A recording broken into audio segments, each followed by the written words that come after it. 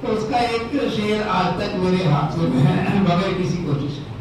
एक बात मैं यहाँ बताना चाहता हूँ कि अच्छे शेर की पहचान ये है कि आप एकदम आपके हाथों में महफूज हो जाएगा। तो वो शेर मैं यहाँ शेयर करना चाहता हूँ और उसी मिसरे पर फिर मैंने भी गजल कही जो आज मुझे अकीदत तहसीन के तौर पर यहाँ वो गजल सुनाने के लिए आया हूँ। आज तक मुझे नहीं लगा कि शायद किसी मुशायरे में मैंने ये गजल पढ़ी हो। तो आज शमीम जयपुरी की निस्बत से जो है ये गजल की यहाँ सुना रहा हूँ। और एक शेर शमीम जयपुरी साहब का कि खुदा उसके दामन को फूलों से भर दे, खुदा उसे भर दे मुझे पत्थरों से जो मारा करे। तो एक लहजा जैसे मैंने बताया रखियो जो रदीफ का इस्तेमाल किया शमीम जयपुरी साहब ने।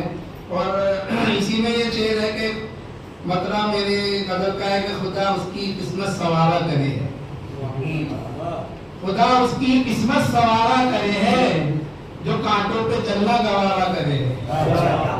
खुदा उसकी किस्मत सवारा करे है जो कांटों पे चलना गवारा करे है। और जिसे तूने बख्शी की कुर्बत की दौलत, जिसे तूने बख्शी की कुर्बत की दौलत वो यादों से तेरी गुजारा करे है। जिसे तूने बख्शी की कुर्बत की दौलत वो यादों से तेरी गुजारा करे है। और सुना है वो रोता है खलवत में जाकर, सुना है वो रोता है खलवत में जाकर, सुना है वो रोता है खलवत में जाकर, कोई जिक्र जब भी हमारा करे है। और मगर सब्र की मुझको तलकीन वाइज, नकर सब्र की तलकीन, नकर सब्र की मुझको तलकीन वाइज, गमों से तो तू ही किनारा करे है।